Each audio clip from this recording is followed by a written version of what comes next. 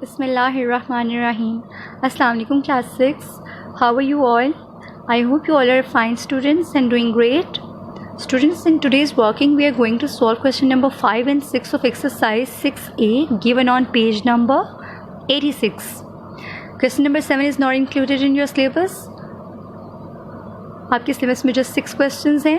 Start करते हैं हम क्वेश्चन नंबर 5 से.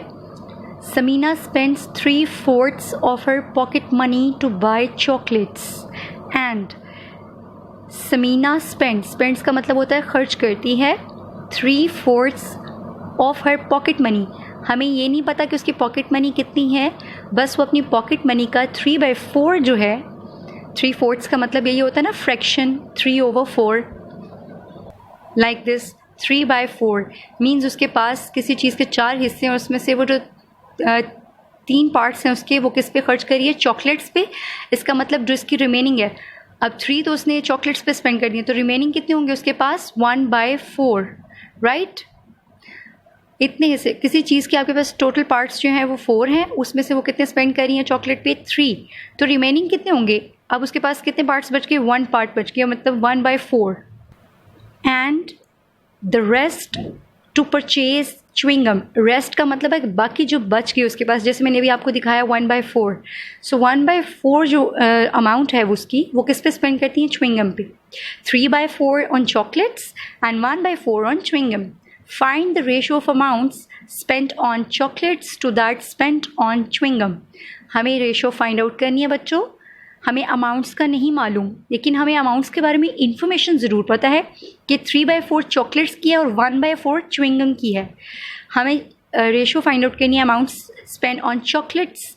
तो पहले किसको लिखोगे स्टूडेंट्स, आप चॉकलेट्स की जो फ्रैक्शन है उसे लिखेंगे 3/4 रेशियो टू दैट. 2 के बाद क्या आ रहा है, च्युइंगम, सो इसलिए 1/4 बाद में आएगा. 3/4 सो हमारी रेशियो क्या होगी, 3/4 इज़ टू 1/4. जब कभी भी आपको फ्रैक्शन दी जाती है 3/4, इसका मतलब ये होता है कि जो डिनोमिनेटर है वो उसके होल पार्ट्स को शो कर रहा है. मीन्स उसके पास किसी चीज़ के 4 हिस्से हैं, उसमें से वो 3 पार्ट्स किस पे कंज्यूम कर रही हैं, चॉकलेट पे कंज्यूम कर रही हैं. राइट स्टूडेंट्स, ये चॉकलेट्स पे कंज्यूम हो रहा है.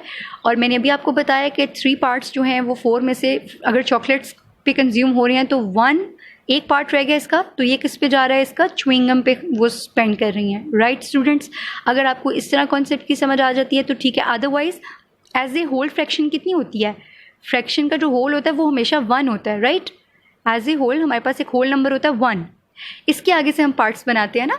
सो एज ए होल फ्रैक्शन 1 होती है. इसमें से हमारे पास चॉकलेट के बारे में इंफॉर्मेशन क्या है, 3/4. इस होल में से वो 3/4 किस पे स्पेंड करी है, चॉकलेट पे.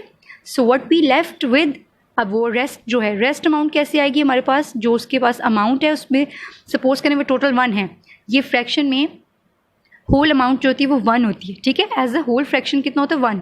आप ये देखें इन दोनों को प्लस करें तो 1 ही आता है. मैं अभी इसको शो कर देती हूँ. 1 में से आप चॉकलेट का पोर्शन माइनस कर दें तो हमारे पास कितना रह जाएगा, एलसीएम ले लें, जिसके नीचे कुछ नहीं तो उसके नीचे क्या होता है स्टूडेंट्स, 1 होता है. ठीक है, सो एलसीएम क्या आएगा इनका 4.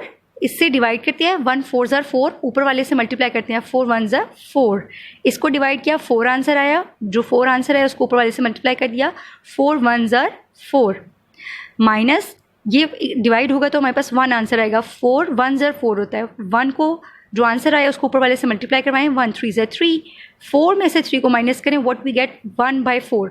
अगर तो आपको ये कॉन्सेप्ट ऐसे याद रहता है कि चॉकलेट्स जो हैं 4 होल पार्ट्स थे, उसमें से 3 पार्ट्स वो चॉकलेट पे स्पेंड करिए, तो हमारे पास च्युइंगम क्या आ जाएंगे 1/4. वैसे इसका जो मैथमेटिकल नोटेशन होता है वो इस तरह से होता है. आई होप सो आपको क्लियर हो गया होगा. सबसे पहले आपने क्वेश्चन नोट करना है students.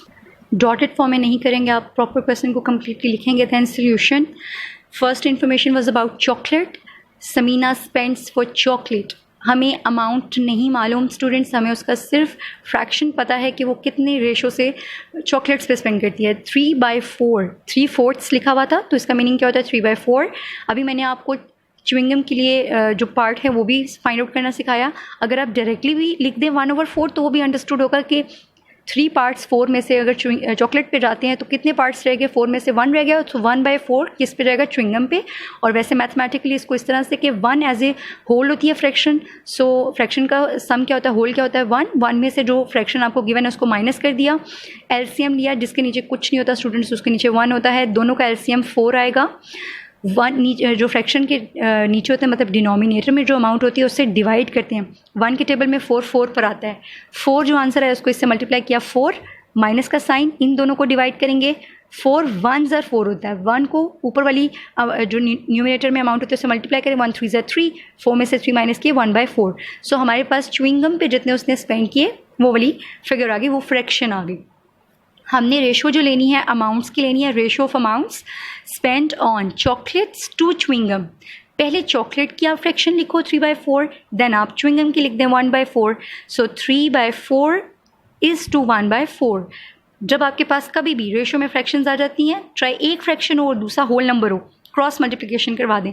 Using cross multiplication we get 3 × 4, 3 × 4 and 1 × 4। सो हमने 3 को 4 से मल्टीप्लाई करवा दिया और 1 को भी 4 से मल्टीप्लाई करवा दिया। 3 4 ज़ 12, 1 4 ज़ 4। हाईएस्ट कॉमन फैक्टर इनका क्या है, वैसे भी जनरली देखें तो ये 4 के टेबल पे जा रहे हैं, 4 1 ज़ 4, 4 3 ज़ 12। राइट स्टूडेंट्स, इसका मतलब है कि अगर वो 3 रुपीज़ चॉकलेट पे कंज्यूम कर रही हैं तो 1 रुपीज़ किस पे कंज्यूम कर रही हैं, च्युइंगम पे। राइट स्टूडेंट्स, यानी कि अगर उसके पास जो भी अमाउंट है, ठीक है, उसके वो उसके 3 हिस्से किस पे वो कंज्यूम करेंगी, चॉकलेट पे, और 1 उसका जो पार्ट होगा वो किस पे कंज्यूम करेंगी, च्युइंगम पे। So this is how this question will be done. In next video I will solve question number 6।